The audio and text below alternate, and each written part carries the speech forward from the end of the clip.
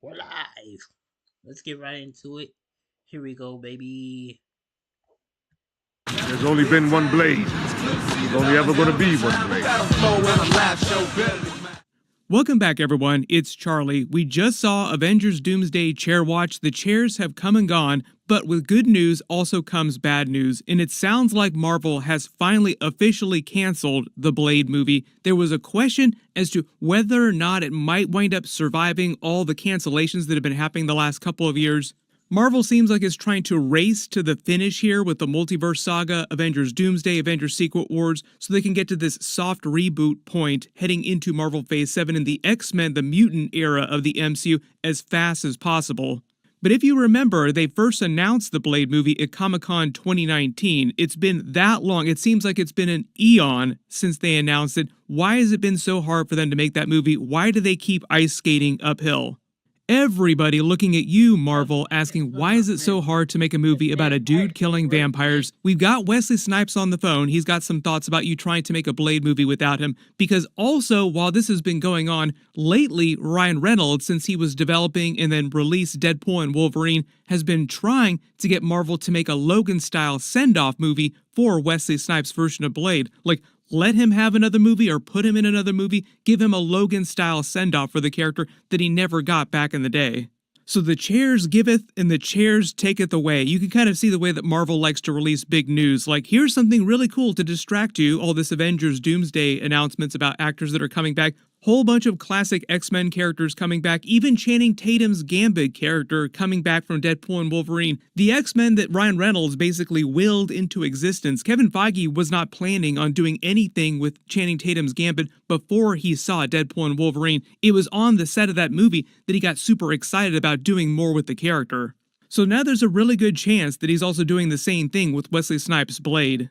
But all is not lost. Even though we might not get this new Blade movie with Mahershala Ali, it does look like they're actually trying to develop a Midnight Suns project, a team-up of supernatural characters that probably won't get a whole lot of play during Avengers Doomsday and Avengers Secret Wars. Everybody asking, where was Moon Knight, for example, during that whole Avengers Doomsday announcement? Well, it's possible that we actually don't see a whole lot of Moon Knight in the next two Avengers movies, because they might wind up saving the character for another supernatural-based team-up.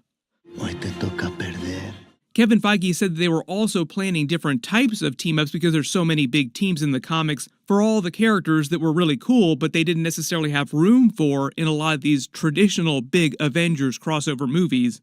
But you probably saw recently that Marvel just completely obliterated the Blade movie from their movie release schedule. This was them finally throwing in the towel, saying they could not figure out a good enough story in the next couple of years. If they'd been close, they would have just delayed it by like a couple months or a year or something like that, but they did not do that. They just completely removed it from their release schedule. Originally, it was supposed to come out November 2025. Obviously, they weren't going to get the movie out by then, so we thought that they were going to delay it no matter what. There are at least two dates that they could have used during 2026 or 2027. The only movies that they have scheduled for those years are Avengers Doomsday and Avengers Secret Wars, so like they could have put it any time during 2026 or 2027, but they completely removed it from their schedule and then added 3 more mystery movies to 2028 after Secret Wars, so it sounds like they're just completely pivoting past the Blade movie. Like, you know what? Let's not do the Blade movie. Maybe someday in like 50 years we'll figure out the Blade movie. So RIP, pour one out for Mahershala Ali's Blade movie. They're slowly making that Deadpool and Wolverine Wesley Snipes Blade joke more and more true every day.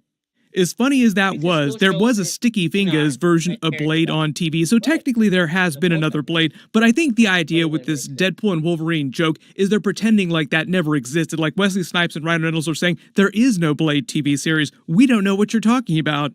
You even might remember that the disgraced showrunner from X-Men 97, Beau DeMayo, was hired to write one of the earlier versions of the Blade movie a couple years ago. This is long before he got into trouble with Marvel and got fired from X-Men 97.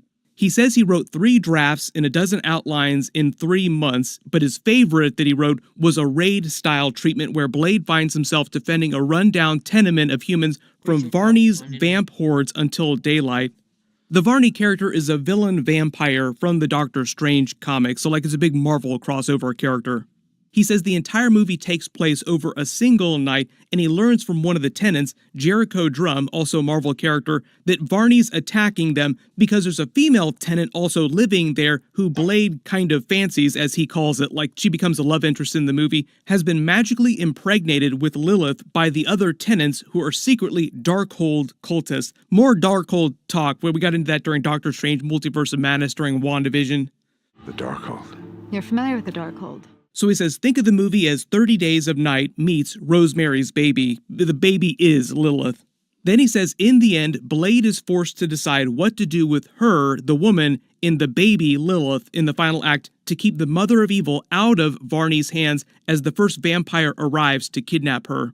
Drum winds up bringing out some old voodoo occult objects to help Blade, in the end, defeat the Varney character. Then he says he got fired off of the movie before he was able to work on it more.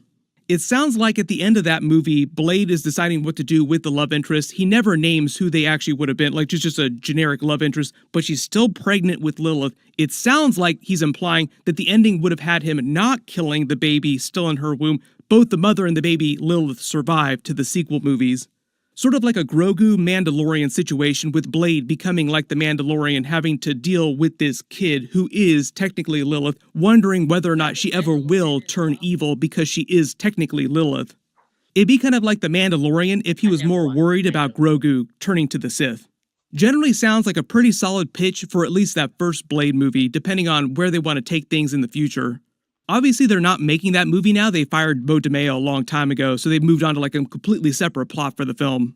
There are a couple other versions of the movie that involve Blade's daughter. Kit Harington's Black Knight was supposed to return during another earlier version of the movie and hunt Dracula with him using the Ebony Blade in his full Black Knight armor in present day. That was basically what the whole Eternals post-credit scene was meant to set up. It was the first appearance of Mahershala Ali's Blade in the MCU, and so far, the only appearance of his Blade. Kevin Feige is a total dude for being cool with people joking on him, clowning on him, Ryan Reynolds during the Deadpool movie, for all the messes behind the scenes with Marvel trying to actually just make stuff. To their credit, they are bringing back Mahershala Ali's Blade during the Marvel Zombies series in a role. He becomes the new version of Moon Knight because the original Moon Knight, Mark Spector, is killed in the Marvel Zombies universe, so Khonshu just moves down the bench and selects Blade as his next avatar. So that's why you see him during the Marvel Zombies trailer. We'll get those episodes later this year. The battle they will sing about for ages. What they were going to do when they actually made that post-credit scene, like one of their first plans, was to say that Blade had encountered the Ebony Blade earlier in his life, and part of one of the versions of the movie was going to show flashbacks to him in the 1920s and earlier, just to show the history of the Blade itself, through the history of the Black Knight family, and all of his different ancestors that wielded the Blade, going back to Camelot. So there was a whole bunch of Black Knight in one of the versions of the movie, but then later versions got rid of him and just used the Ebony Blade. There was a version where Lilith was going to show up in the past. This was when the movie was going to take place in the 1920s. She was going to try and control the Ebony Blade. Then they were going to carry that forward into present day just to give you a through line of the Ebony Blade heading to their Midnight Suns movie that they had been planning for a while. Since then, the last several years, there have been countless different writers, countless different versions of the movie, and Mahershala Ali apparently just is not happy with any of those versions. So if it wasn't clear, he's actually been the real holdup here. Like, he's waiting for what he feels like is the perfect Oscar-worthy Blade movie.